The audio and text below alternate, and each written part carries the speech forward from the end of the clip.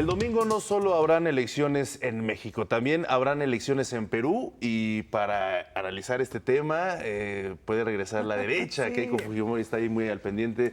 Rina Musali nos tiene pues su análisis, los detalles de lo que será esta elección allá en Perú.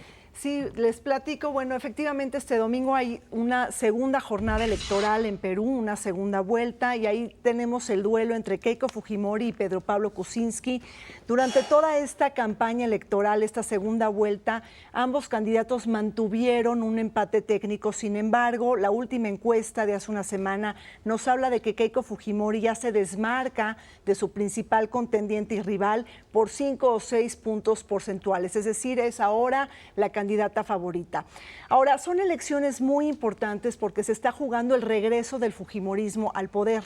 Es decir, no es un duelo tradicional entre dos personas, entre Keiko Fujimori y Pedro Pablo Kuczynski, sino es un duelo entre el fujimorismo y el antifujimorismo, ¿no? Es decir, aquellos votos que posiblemente se den para Pedro Pablo Kuczynski puedan ser votos que no necesariamente estén comprometidos con su proyecto político, económico y social, sino es un voto de castigo, ¿no? Se hace como una especie de plebiscito de lo que fue el padre, ¿no? Alberto Fujimori, que estuvo gobernando Perú durante 10 años y puede ser un voto para frenar la llegada y el regreso del fujimorismo. Y eso lo hace ser una jornada, un duelo pues muy característico ahora en Perú.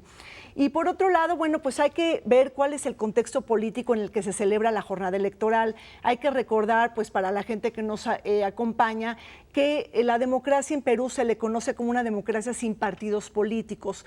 Hay muchísima volatilidad en el voto, hay una enorme fragilidad y debilidad de los partidos políticos y hay un enorme esfuerzo de Perú por consolidar su Estado y su democracia, ¿no? O sea, lo que se está transando también es la calidad de la democracia en Perú.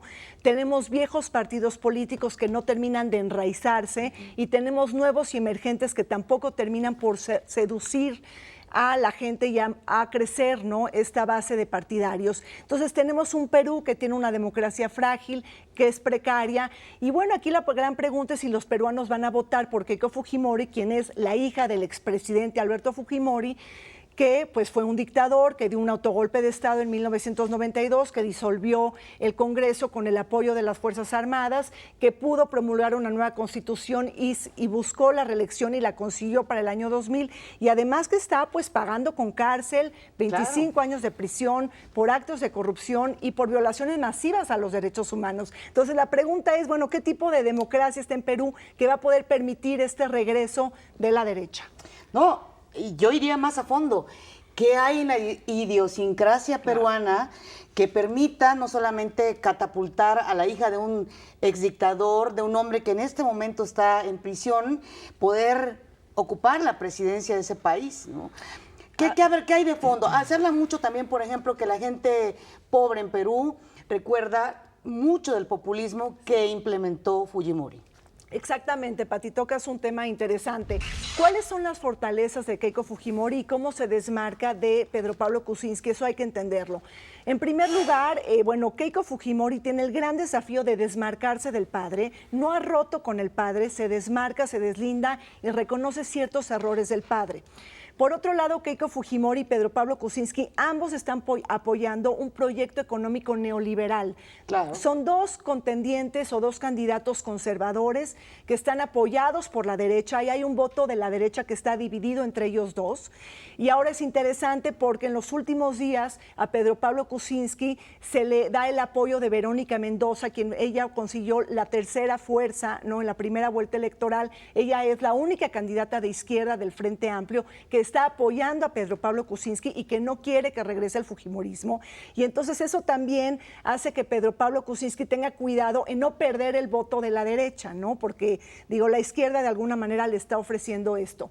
Y por otro lado vemos que dentro de sus grandes diferencias, que la verdad es que son proyectos políticos y económicos muy similares, de enormes coincidencias, pero es el populismo, ¿no?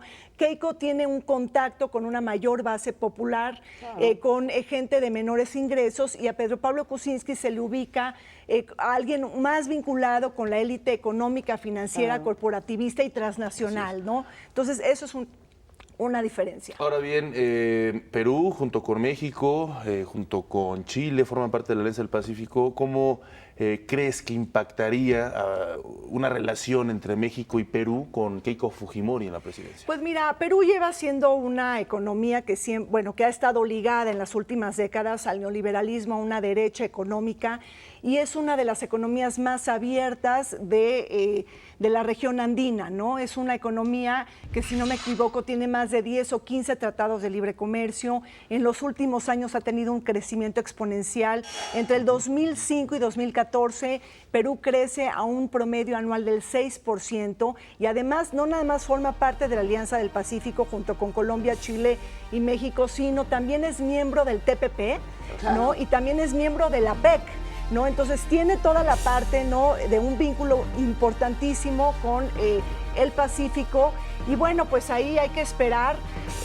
Yo creo que los mercados, bueno, pues están conectados con esta derecha en Perú, que bueno, ya Sí, que eso llegará no se con uno rompe, con ¿no? En Así términos es. Bueno, Rina, gracias, muchas Rina. Perdón gracias. que nos despedimos de esta manera. Tenemos que ir a un corte. Regresamos. Esto es México al Día.